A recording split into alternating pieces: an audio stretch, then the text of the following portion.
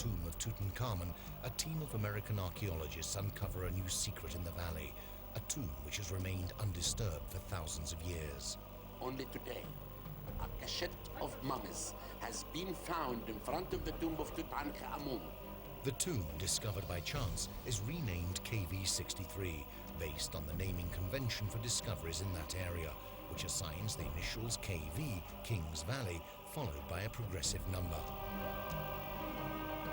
Otto Schaden, who heads the team of archaeologists, opens a new chapter in the history of the valley.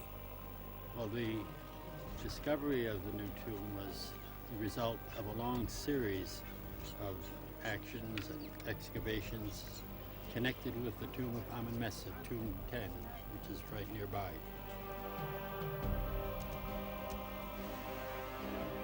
The entrance to the tomb opens out onto a 5.5-meter deep vertical shaft. At the bottom of the shaft there lies a room which is miraculously intact.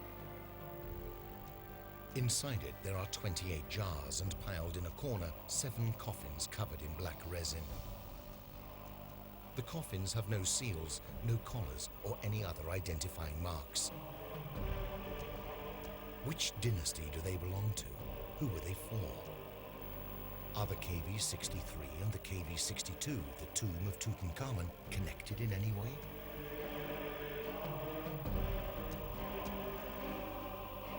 Since its discovery, there have been many theories about what KV63 could possibly be.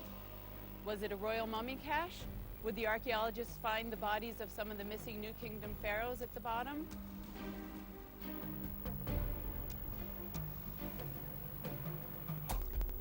So which pharaohs were buried in the Valley of the Kings? And why was that valley specifically chosen as their burial place? The Valley of the Kings is a place of mystery and magic. It was the pharaohs of the 18th dynasty in around 1500 BC who elected this remote wadi on the west bank of the Nile, just a few kilometers from ancient Thebes, as their eternal resting place. A custom which lasted throughout the New Kingdom up until around 1100 BC and the 20th dynasty. Pharaohs considered their tomb to be almost more important than the royal palace. Fitting burial in a suitable location was the only way in which the kings could be guaranteed a safe journey into the afterlife and a happy life after their death. A number of specific factors led to the choice of this particular site. The valley is dominated by a hill, El Kurn, which is shaped like a pyramid. To the ancient Egyptians, a pyramid symbolized the sun's rays. Additionally, the valley had only one access point and could therefore be easily guarded and defended from tomb robbers. Ancient Egyptians did not believe death existed. The valley is a eulogy to light, to the sun that plunges into the underworld and is reborn triumphant.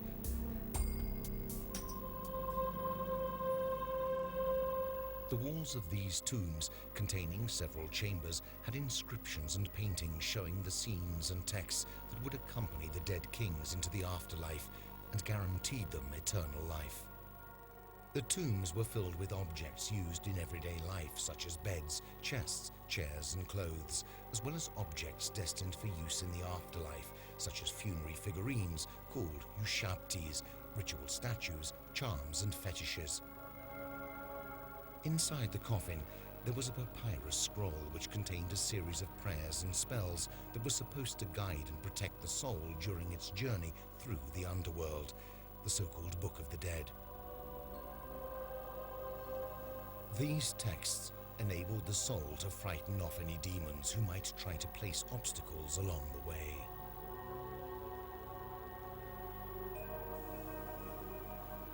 I am yesterday, and I know tomorrow. I am able to be born again. I am the divine, hidden soul.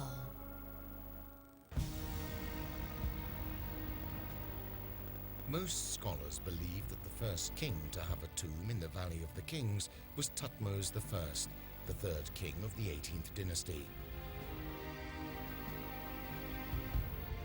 His chief architect, Inanni, boasted that he had built a hidden tomb for his king without anyone noticing. It could be KV-20. Over the years, the royal tombs become larger and more complex. The sequence of tombs in the Valley of the Kings was interrupted during the late 18th dynasty by the heretical pharaoh Akhenaten, who had his tomb built close to the city he had founded, Amarna. Tutankhamen returned to Thebes and had his tomb built in the Valley of the Kings. When he died, he was about 19 years old, and his tomb had not yet been completed. His successor, Ai, quickly had him buried in another smaller tomb. KV-57, Tomb of Horemheb, the last king of the 18th dynasty, is one of the most beautiful tombs in the valley. For the first time, scenes and texts were first engraved and then painted over. Many of these works were never finished, and today we can see the procedures used by the artisans who carried out their tasks. The kings of the 19th and 20th dynasties, from 1300 to around 1100 BC, were buried in magnificent tombs.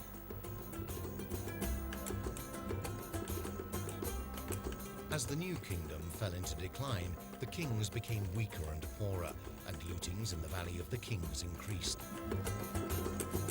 In the end, it was abandoned. The Valley of the Kings remained abandoned over the centuries, until the first explorers started once again to unveil its secrets.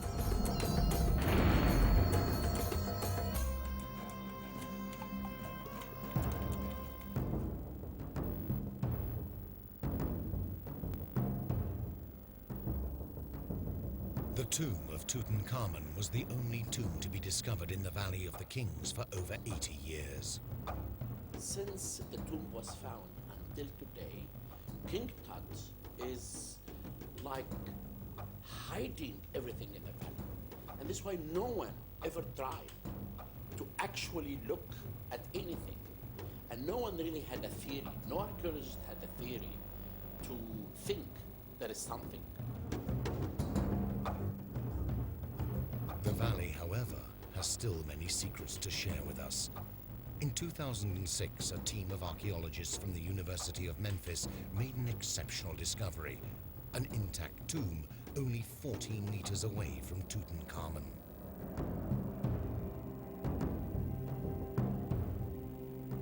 I went to the Valley of the Kings in December, and I went down and I saw that he reached about 3 meters under the ground. Later he called me to say that he found the entrance. That day I will never forget. The opening of the entrance is an emotional event. When I looked, I couldn't see anything. The holes were even too small to let the light from the flashlight come into the tomb. Our photographer, Heather, looked. She thought she saw an outline of a coffin. And then a young man from Northern Ireland with us for the first time could get enough light where he could see these white, big storage jars. And so he started yelling, "I see pots, I see pots."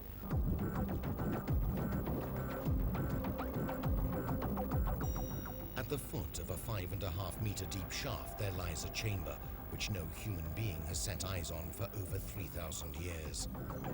The entrance door has no seal whatsoever. The coffins are pushed into one corner, and one is on top of the others. Which dynasty does this tomb belong to, and who are these coffins for? Will the archaeologists find the mummy of a pharaoh inside? Before we can access the coffins, we need to remove the jars and see what's inside. The jars could provide us with precious clues and help us date the tomb. Inside the jars, the archaeologists find large quantities of natron, a salt used by the ancient Egyptians in the mummification process, and which is very good at absorbing water. As well as natron, there are animal bones, pieces of wood, bits of clay, bandages soaked in resin, mud seals, and fragments of pottery. It is one of these fragments which gives hope to the team.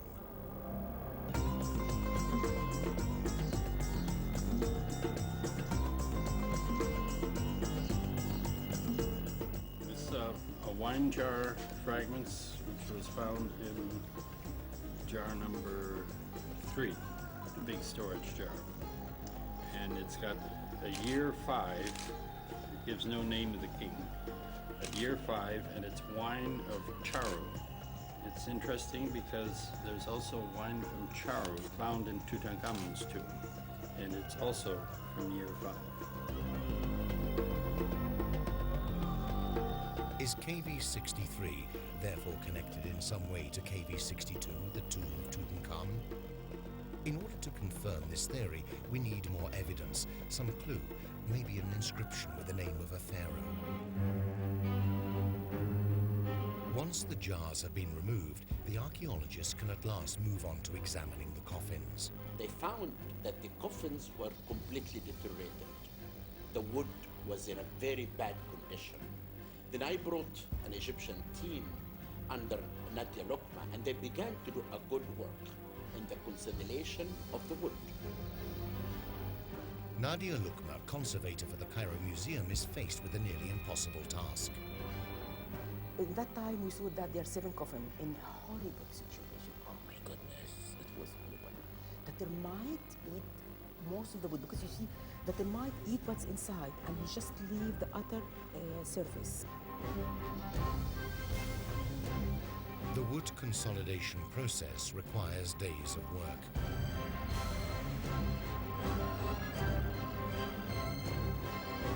And inside the coffin there was pieces of pottery and stone and fabric and many things, and most of the things are inorganic.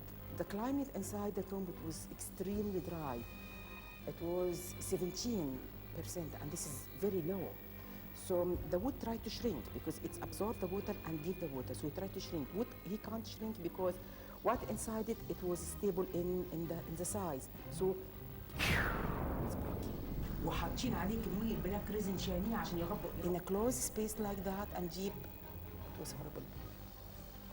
The situation, it wasn't, I mean, for work, it wasn't easy. I mean, we are deep and we use too much material because we have to use a lot of consolidation material and very dilute.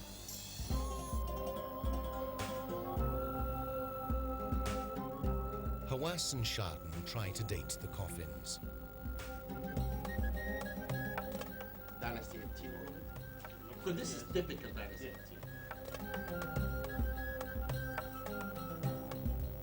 Leaning on top of the others, there is a smaller coffin, half open, in good condition. What will we find inside? We need to move it in order to open it. It's a very delicate operation. The coffin is precariously balanced, and the slightest misjudgment could make it fall.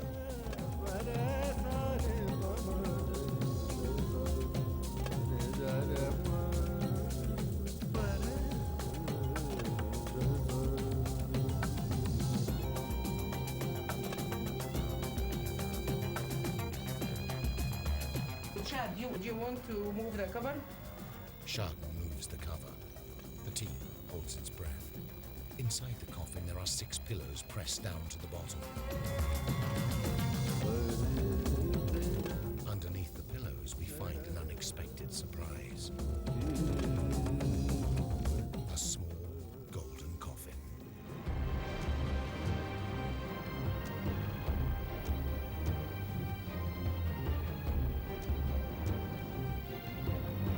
We never expected a little gold coffin under the pillows.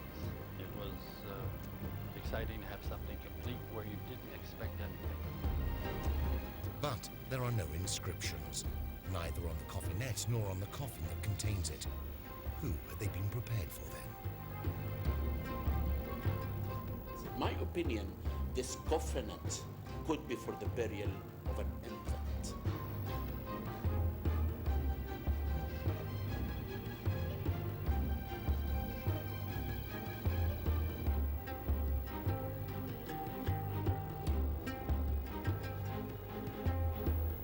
The main thing that makes me think is 18th dynasty is where it was found and the things found with it. And this is by far the best preserved of all the coffins we have. It even sounds like wood when you knock on it. we wouldn't dare do that with the others. They would just crumble. This one certainly looks like it should be a female.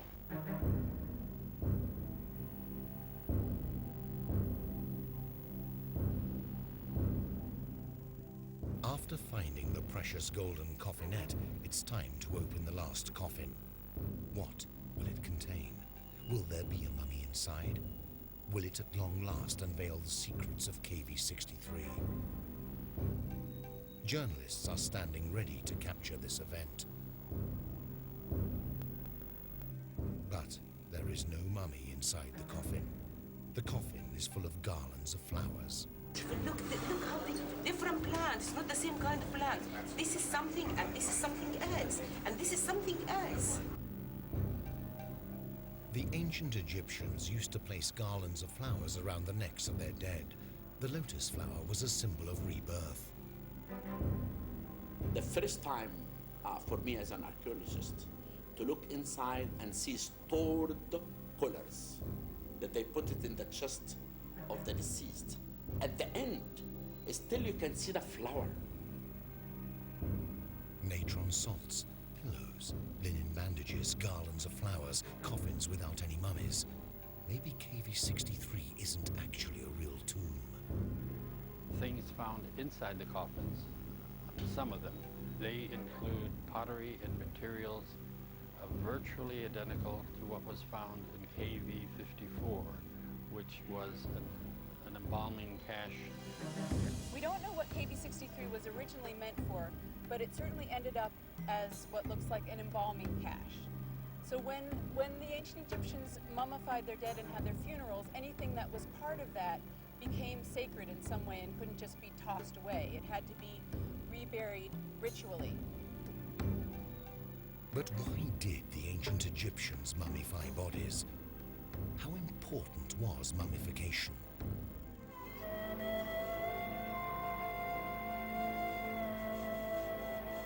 In order for the deceased to make a successful transition to the afterlife, it was essential that his or her body be properly mummified, a process which took approximately 70 days. The first step consisted of removing the organs from the body by cutting open the abdomen. The lungs, stomach, intestine and liver were washed, soaked in natron to dry, and then placed in special containers called canopic jars, which were decorated with the 4 sons of Horus, god of the sun.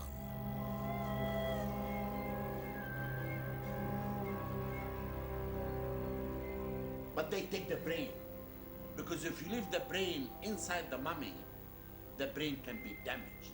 And that's why they go through the nose and they send some thin material inside and they take the brain out. After that, they leave the heart in the body, because heart is a place of knowledge. It gives knowledge to the deceased in the afterlife.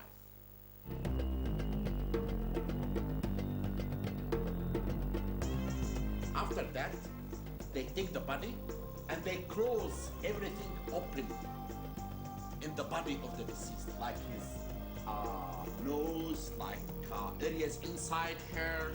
And after that, they completely clean and wash the body completely with wine that made of dates.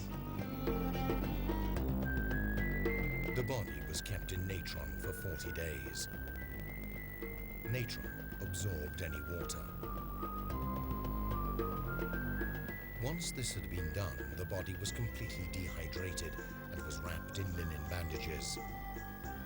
Good luck charms were placed between the layers of the bandaging. The mummy was now ready to be placed into the coffin.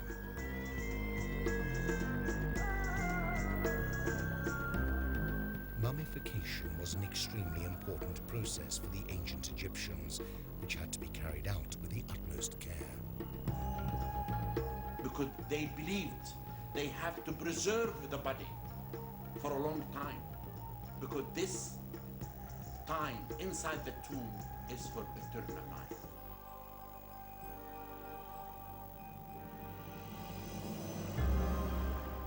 I shall not decay, nor rot, nor putrefy, nor become worms, nor see corruption.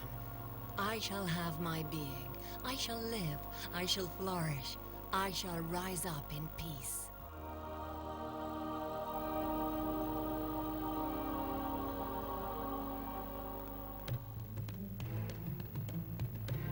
KV-63 may therefore have been a storeroom for materials used in the mummification process.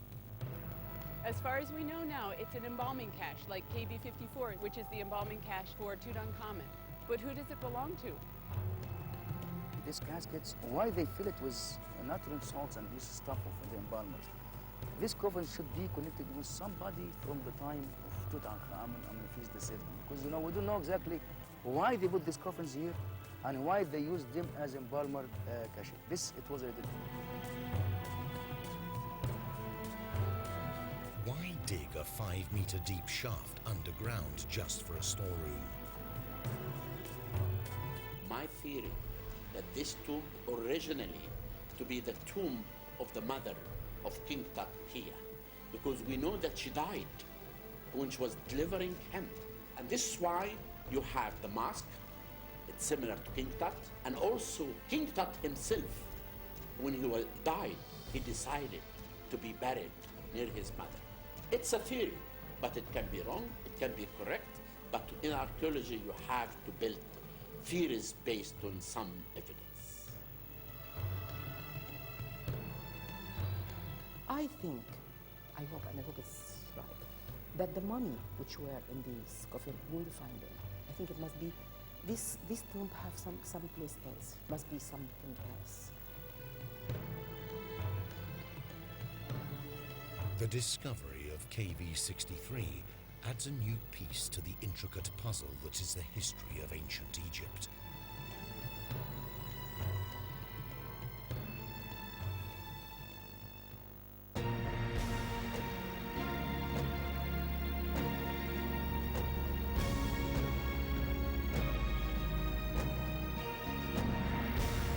And another big mystery is solved a year later. On the 27th of June 2007, Zahi Hawass announces that he has identified the mummy of Queen Hatshepsut, the first female pharaoh, the 5th queen of the 18th dynasty. According to experts, this has been the greatest archaeological discovery since the tomb of Tutankhamen. An Egyptian team did find the mummy of Queen Hatshepsut. Hawass and his team made this discovery after examining 4 unidentified mummies.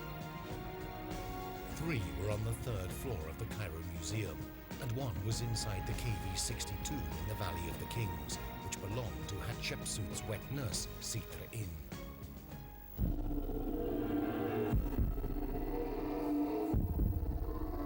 Archaeologists carried out CT scans and DNA testing on the 4 mummies. The key to one of the biggest riddles in pharaoh history was actually a molar tooth kept in a wooden box in Deir el-Bahari, Hatshepsut's mortuary complex.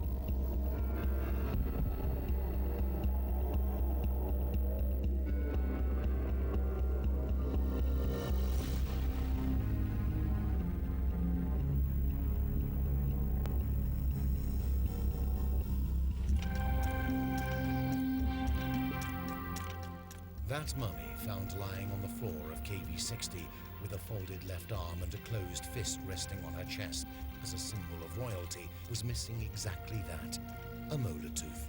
After carrying out careful analysis, experts came to a much-awaited conclusion. The tooth found in the box exactly matched the mummy's missing tooth. The team found inside one of the boxes that tooth, that losing one root of the tooth, and radiologists and scientists identified this with one of the mummies. This mummy is what remains of Queen Hatshepsut on this earth.